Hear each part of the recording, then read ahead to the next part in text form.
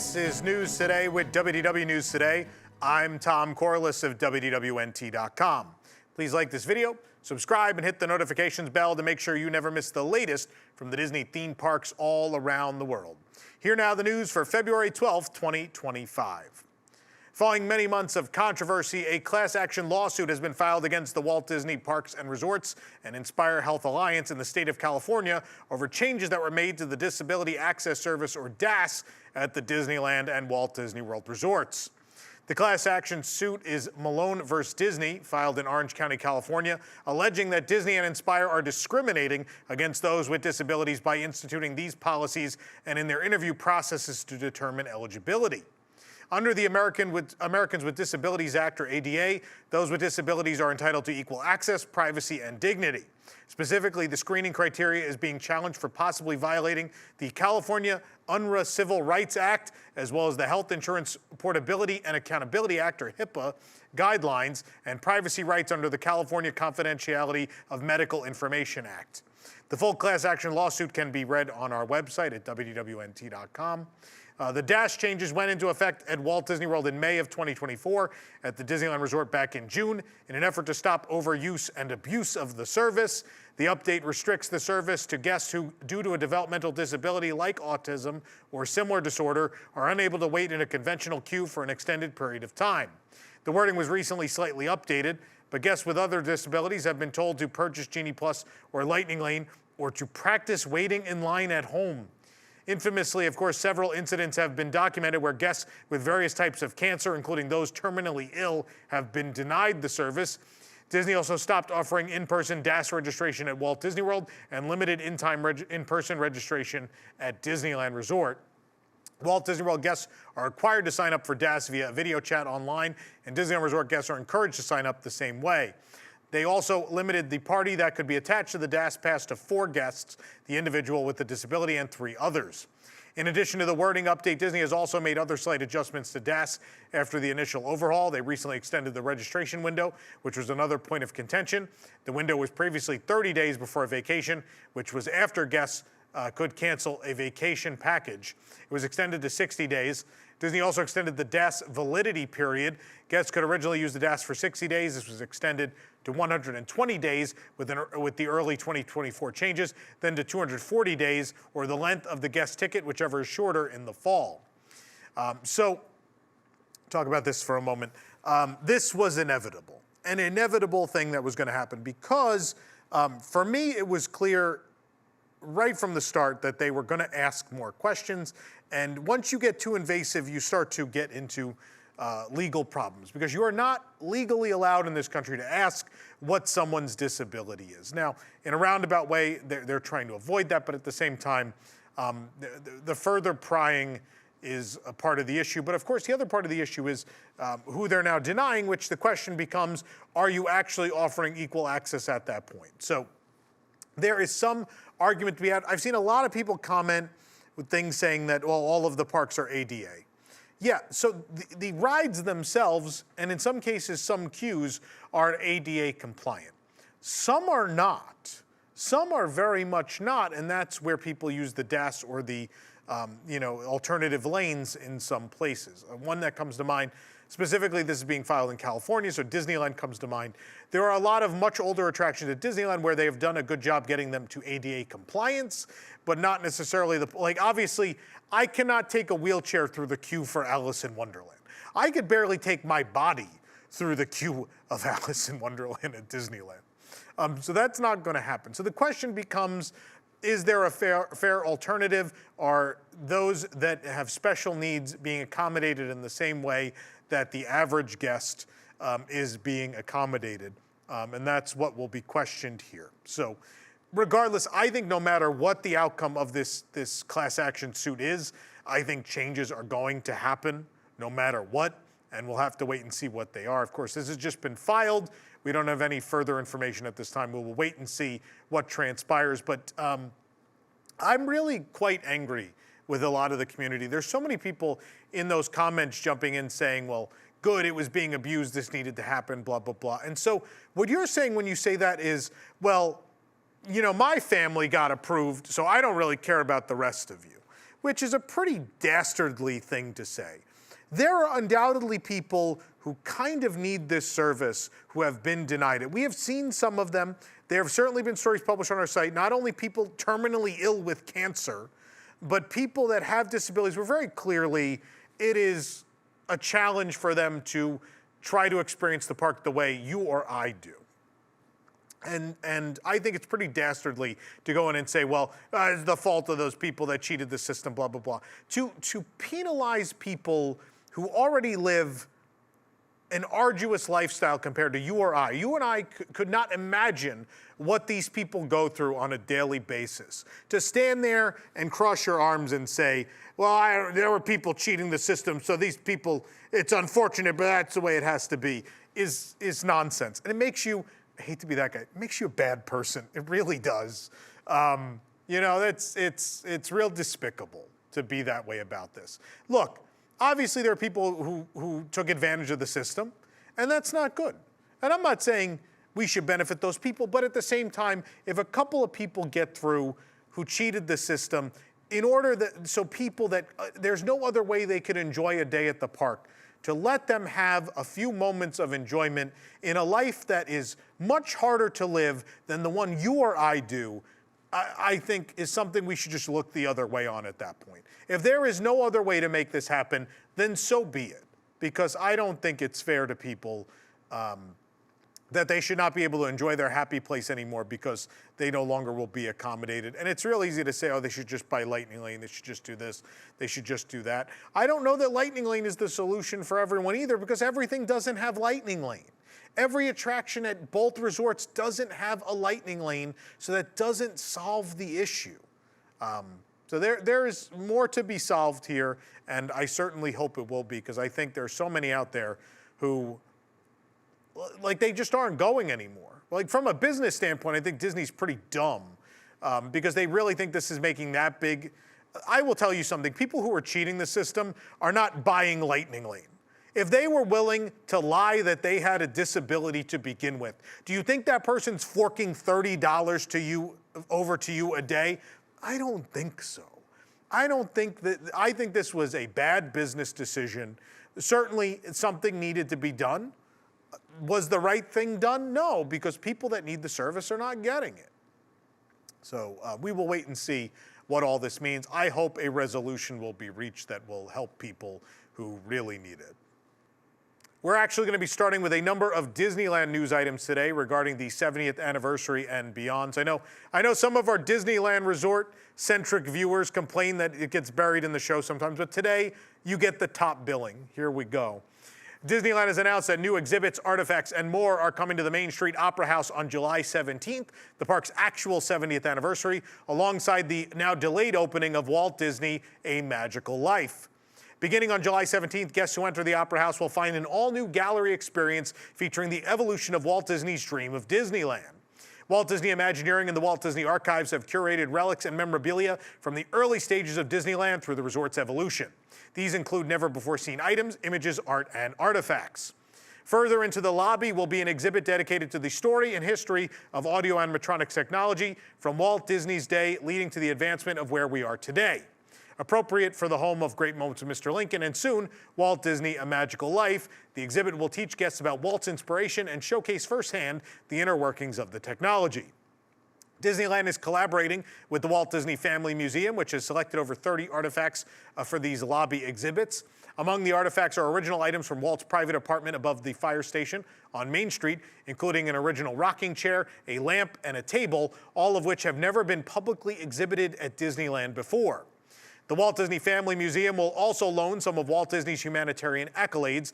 These include his 1955 Emmy Award for the Walt Disney Disneyland series, his Presidential Medal of Freedom Award by President Johnson in 1964, and the Walt Disney Commemorative Medal presented to Lillian Disney by President Nixon in 1969. Walt Disney: A Magical Life features the first ever Walt Disney audio animatronic, has now been delayed to open with that exhibit on July 17th, the same day, again, as all of that. You may remember originally it was going to open with the celebration, which is opening on May 16th. That's now not happening.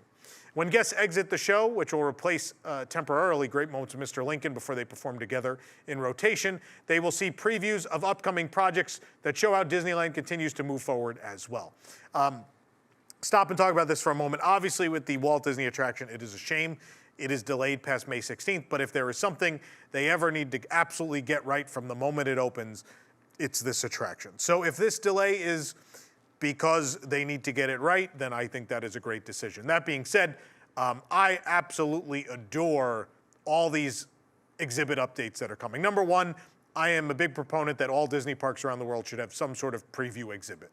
I think a preview center, it gets people excited to come back. It's something that the fans certainly appreciate. I think it's just a cool thing they all should have. Beyond that, though, a nice refresh of the Opera House exhibits is much needed, and I think it sounds pretty cool. If you haven't been to the Walt Disney Family Museum, by the way, I highly suggest, even if you center an entire trip to San Francisco around it, it is a wonderful and magnificent place. I spent 2 days there when we went to San Francisco last year. And they have a lot more than this on display. So this will be a nice taste of what you can expect if you ever go there. But you should. If you're watching this show, it is a thing you have to mark off your bucket list at some point in your life. But also off your bucket list should be seeing this exhibit and this attraction. So we'll wait a little longer for Walt Disney, A Magical Life. Meanwhile, Disneyland will debut a new It's a Small World verse alongside a tribute to the Sherman Brothers for the resort's 70th anniversary this summer. Of course, there is a heartwarming 3.5-minute film called The Last Verse, which celebrates the timeless connection and hope behind the Sherman Brothers' iconic song, It's a Small World. It was created for the song's 60th anniversary. The film unveils a new verse written by legendary composer Richard M. Sherman in his final Disney contribution. In the spirit of the beloved song, viewers journey across the globe as the song is passed from person to person and generation to generation, culminating in the reveal of this new heartfelt verse, which is, Mother Earth unites us in heart and mind, and the love we give makes us humankind. Through our vast and wondrous land, when we stand hand in hand, it's a small world after all. Disneyland will be premiering this third and final verse in the It's a Small World attraction beginning on July 17th as well at Disneyland Park. This is very cool. I love this. Richard Sherman and the Sherman Brothers, an indelible part of Disneyland's story for 70 years. This is really neat that Richard's last contribution will be a part of the park. Now, what I'm wondering is, in the Disneyland version of It's a Small World, the music that is used are those original recordings for the 1964 New York World's Fair. Obviously, the children that recorded that are no longer available. So are we getting a whole new soundtrack? Are they going to try to fit this into the existing soundtrack somehow? Obviously, It's a Small World has been re-recorded. It was re-recorded for the Disneyland Paris version in 1992. It's a beautiful arrangement, and it's wonderful. So I wouldn't really mind if a newer arrangement is used, but the question becomes, again, what's going to happen musically here? And I think for the exact answer, we're going to have to wait a little bit. But either way, I'm very excited. Disneyland Resort has shared details for the limited-time Season of the Force event, which returns to Disneyland Park from March 28th to May 11th. Season of the Force is an annual celebration of all things Star Wars in honor of May the 4th. This year's event will include a new projection show in Star Wars Galaxy's Edge, a new character encounter in the land, plus new food, beverage, merchandise, and more. Disney's new nighttime projection show, Shadows of Memory, a Skywalker saga, will debut in Galaxy's Edge on March 28th. The new show, performing nightly, will take guests on a storytelling adventure across the galaxy. Performances will continue once Season of the Force concludes as well. Projection effects will transform the black spires of Batuu near the Millennium Falcon, bringing to life some of the iconic moments from the Star Wars series, alongside music comprised of familiar themes from throughout the Skywalker saga. Fire of the Rising Moons, the other nighttime offering in Galaxy's Edge featuring the Disneyland Park fireworks, will continue on select nights separately from the new projection show. The show celebrates heroes of the galaxy as the skies above Batuu burst with pyrotechnics, all set to selections from composer John Williams' Star Wars film scores. You can see all three. We have all three versions of Fire of the Rising Moons here on the channel if you do want to watch them. I think they did a phenomenal job. To figure out how to line up other music to existing music from another fireworks show and to get the pyro to work in time with that is a Herculean effort, and they did a magnificent job. Also, as previously announced, Luke Skywalker will appear on Batuu for a limited time, joining other available character encounters. Specifics on where he can be spotted or when have yet to be released. Further details on the complete list of offerings are available on our website. To match the recent Haunted Mansion updates, Disney has switched the prop held by Constance during her character meet and greets at Sweethearts Night. She doesn't appear regularly at the park, but again does during that after-hours event. When she returned, she initially held the Constance Hatchaway Hatchet and then switched to a bouquet, but now the bride is carrying a Candelabra, which is a symbol of the updated bride on the Disneyland version of the Haunted Mansion. The meet and greet character's costume has not changed at all. It's still Constance Hatchaway, but nonetheless paying homage to the new character. But yes, for many years at the event, it has been Constance who was introduced in 2006 with that hatchet. But now she's noticeably nicer too, at least in the meeting we had with her at Sweethearts Night. She seemed to be a nicer version of Constance who didn't want to murder me. So it is Constance, but it kind of isn't. This has been an interesting story, and again, exemplifies. This is something we have seen in the Walt Disney Company for a very long time, where departments don't talk to each other. And so entertainment had this meet and greet set up to continue onward. And WDI and the park didn't really tell them, like, oh, we're getting rid of that character, by the way. And they're like, oh. And so the event began, and they're going to offer the meet and greet, but they've changed her prop several times. So we went and met her because I don't know that it's going to be back next year given these circumstances, or maybe it'll be the new bride next year. We'll have to wait and see. In celebration of Captain America Brave New World, a souvenir shield sipper and themed treats are coming to Disney California Adventure. The items will be available starting this Friday, February 14th, the same day the movie is released in the United States. The themed drinks include a Red Gamma Gulp, which is a red velvet cold brew with cream cheese cold foam. The Red Gamma Gulp will be available at the PIM Test Kitchen. And a Liberty Punch is a litmus lemonade layered with a blue Hawaiian and topped with citrus meringue foam. The Liberty Punch will also be available at the PIM Tasting Lab. The food items include a pepperoni pizza pocket, cheese pizza pocket, which is a mozzarella and house-made marinara sauce wrapped in empanada dough. The pizza pockets will be available at Shawarma 2, and Red Rage wings, which are spicy chicken wings tossed in habanero sauce and served with potato bites and ranch dressing, will be available at the PIM Test Kitchen. Finally, the Captain America Shield Sipper will be available at PIM Test Kitchen, Terran Treats, Shawarma Palace 2, and Fairfax Market. Sales limit to 2 per person per transaction, and no discounts apply. This program is brought to you by our official travel agent sponsor, Be Our Guest Vacations. Your dream vacation begins with Be Our Guest and their concierge team of expert vacation planners. Head on over to beourguestvacations.com/WDWNT, and our team will design your next magical vacation, from the Walt Disney World and Disneyland resorts to the Disney Cruise Line to Adventures by Disney and more. They're also able to book unforgettable VIP tours where you and your group can experience the ultimate park day. And the best part is their concierge services are 100% free, so book today. The Florida Department of Transportation began construction on Monday night to add 2 more lanes to I-4 West. And while the addition of the lanes will be helpful in the long run, 2 I-4 East lanes will have to close overnight for construction work. According to the Orlando Sentinel, 1 eastbound lane will close from 8 p.m. to 7 a.m., and the second will close from 10 p.m. to 5 a.m. nightly. The closure is on a 7-mile stretch of interstate from the east of US 27 in Polk County to east of World Drive near Disney Springs. The closures could affect late-night traffic leaving Disney Springs, which is usually open until 11 p.m. It could also affect guests staying nearby, including at vacation homes in Davenport or Champions Gate. Work to improve I-4 will soon include the construction of wider entrance and exit ramps at the Champions Gate interchange. Ultimately, additional lanes will be added to I-4 in both directions. The 2 new I-4 West lanes are projected to open this year. I-4, which runs east to west across Central Florida and through Orlando, is the most congested highway in the United States, according to data analytics firm INRIX.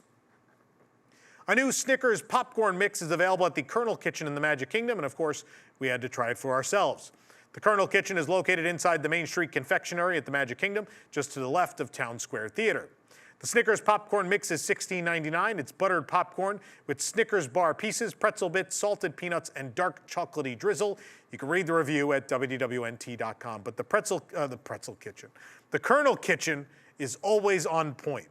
Pretzel Kitchen is at SeaWorld, is also always on point, but a different thing completely. I'm losing my mind. Sorry, everyone. Disney has revealed some of the new offerings and previewed merchandise that'll be at the EPCOT International Flower and Garden Festival 2025, which is the 30th anniversary of the event. New Moana, Maui, Hei Hei, and Pua topiaries will be displayed at the main entrance of EPCOT. Those are all new topiaries for this year. There will be 2 new magic shots available at the festival, including the Figment Topiary Magic Shot, which you're looking at now. We now know that the playground under construction by the Imagination Pavilion is going to be the Play Along Bay Play Garden presented by Smucker's Uncrustables, paying homage to Storm Along Bay, the pool at Disney's Yacht and Beach Club Resort. It's a nautical-inspired playground located between the Imagination and World Showcase areas. Next to the Play Along Bay Play Garden will be 2 new outdoor kitchens with menus of seafood, Yacht Grub and Beach Grub, named after, of course, the Yacht Club and Beach Club resorts, which are the home to Stormalong Bay. The returning Florida Fresh and Epcot Farmers Feast will be located at the Communicore Plaza window and inside of Communicore Hall, respectively.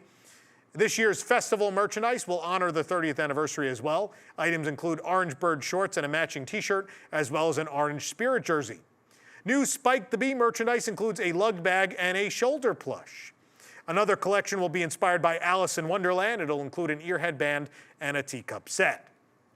Guests can discover the language of emotions as shown in plants at the new garden inspired by Inside Out 2 that'll be located in World Celebration. The last new activation is a larger-than-life gallery coming to Communicore Hall. Guests will learn about how Disney's horticulture team brings topiaries, flower towers, and more to the Epcot International Flower and Garden Festival. The 2025 event is from March 5th through June 2nd. Malayan great Argus pheasant chicks have been born at Disney's Animal Kingdom.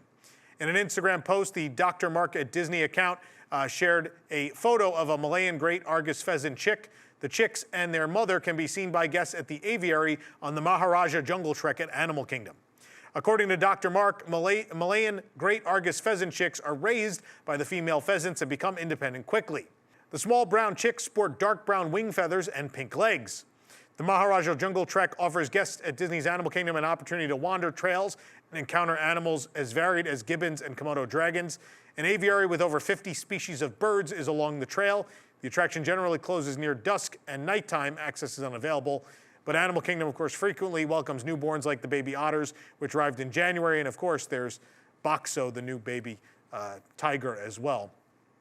The park is accredited by the Association of Zoos and Aquariums, and on-staff veterinarians provide professional medical care for the animals. The base prices for several Disney Vacation Club resorts have rose between $5 and $35 per point when purchased directly from DVC. We first learned about these price increases last December. They're in effect as of February 11th.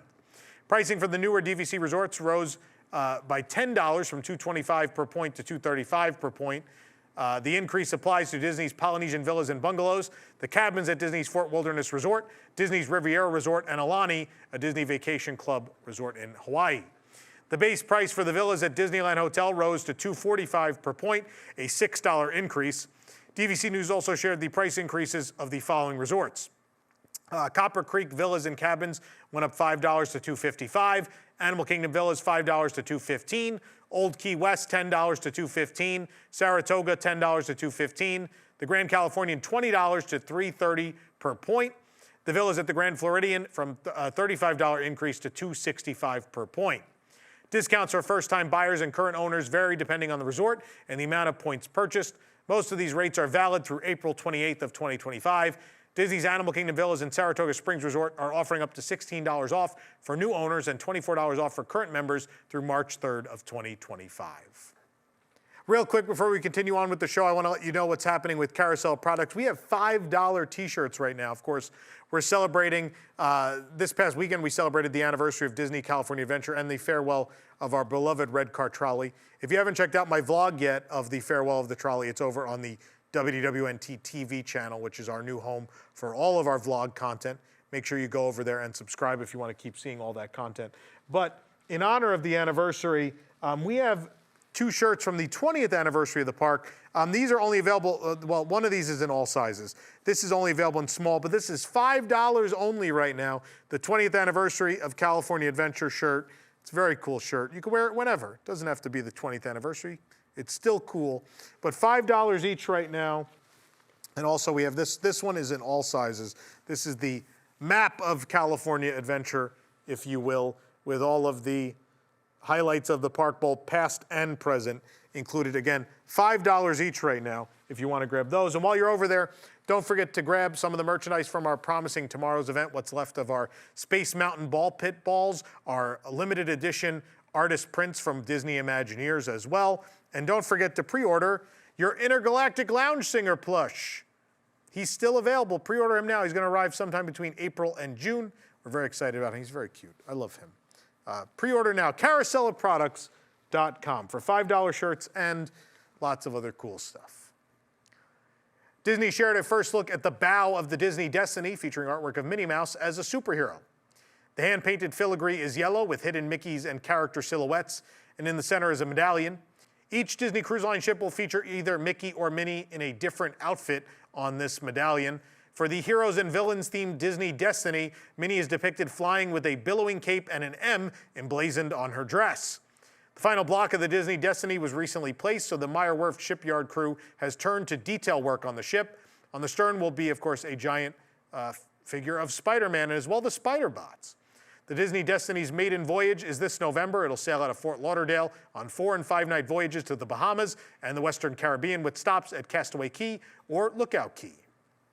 Tokyo Disney Resort is celebrating Donald Duck once again with the 4th Disney Palooza event, Donald's Quacky Duck Duck Duck City.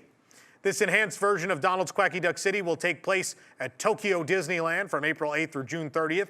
Donald takes center stage as the king of superstars in his ideal Duck City. Offerings will include the return of Quacky Celebration Donald the Legend Parade, Donald-inspired decorations, special merchandise, and limited-time menu items. A new addition is Donald's Superfans, the Quacky Ducks, hundreds of rubber ducks throughout the park. Donald's friends celebrate him during Quacky Celebration Donald the Legend. This parade is performed 1 to 2 times a day for about 35 minutes, with show stops between Fantasyland and Westernland, and between the Plaza and Castle Forecourt, and as well between Tomorrowland and Fantasyland. There will be different scenes at different locations. The parade features 6 floats and about 65 performers. In addition to Donald, characters include Mickey Mouse, Minnie Mouse, Daisy, Duck, and Pete. Pete, who made his Tokyo Disney Resort debut in last year's version of the parade, is now the celebration leader, guiding Donald's float to the party at the Castle Forecourt. The parade has also added Quacky Ducks to all the floats. The Mickey flower bed at the entrance of Tokyo Disneyland will once again be transformed into a Donald Duck flower bed. This time it'll be surrounded by rubber ducks helping maintain the flowers. And behind the flower bed, special Donald decorations will adorn the entrance of World Bazaar. A monument to Donald will return to the center of World Bazaar, and Quacky Ducks will be gathered around the monument. Meanwhile, the plaza in front of Cinderella Castle will feature decorations, and the entire park will be filled with more Quacky Ducks than ever. Starting on April 7th, special Donald's Quacky Duck City merchandise will be available. The items include clear folder sets, apparel, and the Quack Quack stick, or the Guagua stick as they called it in Japan, which makes a duck sound when it's shaken. The stick will feature new designs this year and accessories as well. Donald's Quacky Duck Duck Duck City menu items will be available starting April 1st. The Plaza Pavilion restaurant, decorated with Quacky Ducks, will offer a special drink and meal set. The drink is infused with orange and pineapple, featuring popping chocolates, and is topped with a rubber duck-shaped marshmallow. With the purchase of a drink, guests will receive one of 3 exclusive coasters selected at random. Meanwhile, Donald's Wacky Classic set includes a hot sandwich topped with egg spread in a wrapper featuring Donald designs and a bone-in sausage. At the refreshment corner, there'll be a special set with a hot dog and a yellow bun, topped with corn, spicy keema curry, and mayonnaise. And from April 8th through June 30th, special Donald Quacky Duck Duck Duck City rooms will be available at the Disney Ambassador Hotel. These rooms are decorated with golden headboards featuring Donald, surrounded by rubber ducks, artwork of Mickey and friends celebrating Donald, and Donald Duck bedspreads. Starting on April 1st, Disney Ambassador Hotel and the Tokyo Disneyland Hotel will have special menus inspired by Donald as well. The Disney Resort Line monorail will offer day passes with exclusive designs featuring Donald and Pete. These will be available at each station's ticket machine starting on the 7th of April. And new Donald's Quacky Duck Duck Duck City souvenir medallions will be available with many designs, some of which you're looking at now. As well, there'll be a new Tokyo Disney Resort vacation package, including a show viewing ticket for Quacky Celebration, Donald the Legend. If you watched our vlogs last year while I was living in Japan, you obviously are no stranger to Quacky Duck City. We covered it at length. If you missed that, be sure to check it out. It was a wild time, and I can't wait to go back for this year's event. But that ain't the only Tokyo Disney Resort event kicking off that week. I know Eric told you about food and wine on Monday, but also they've revealed the entertainment, menu items, and merchandise that will be available during Duffy and Friends' 20th Colorful Happiness, commemorating the 20th anniversary of Duffy and Friends. The event will feature menu offerings, including special merchandise, themed menu items, decorations, entertainment, and more. Tokyo Disney Resort also shared the story behind the event, which goes as follows. One day after the rain, a huge rainbow arched across the sky. Duffy and his friends hurried out to enjoy the rainbow together, but by then it had already started to fade. Noticing her friend's disappointment, Lena Bell blew a soap bubble and showed a rainbow on it. "That's it, we can make our own rainbows," Duffy exclaimed, and their smiles sparkled like rainbows. Of course it did. What a cute story. The Colorful Happiness Journey show at this event will feature Duffy and his friends dressed in their 20th anniversary outfits aboard the Disney Sea Transit steamer line. There will also be many themed decorations around the park, including festive art displayed in Mediterranean Harbor. In Cape Cod, there will be decorations featuring Duffy and Friends motifs, and Miguel's El Dorado Cantina will be decorated inside and out for the event. Special merchandise featuring the 20th anniversary art will be available as well. It'll feature rainbow and soap bubble designs that reflect the gentle nature of Duffy and Friends, who find joy in the little things. So they're the opposite of us Disney Park fans. But anyway. Some items include plush charms of Duffy and his friends that depict them holding a bubble-shaped case with a 20 printed on it. There will also be regular-sized plush of Duffy and his friends wearing rainbow-inspired outfits. Guests can also anticipate a variety of menu items themed to the event, including milk tea-flavored creme brulee churros that come in packages with unique designs and a special Duffy set featuring seasonal soups. By the way, yes, there are 7 different wrappers you can collect for that churro, and I will be trying to get them all.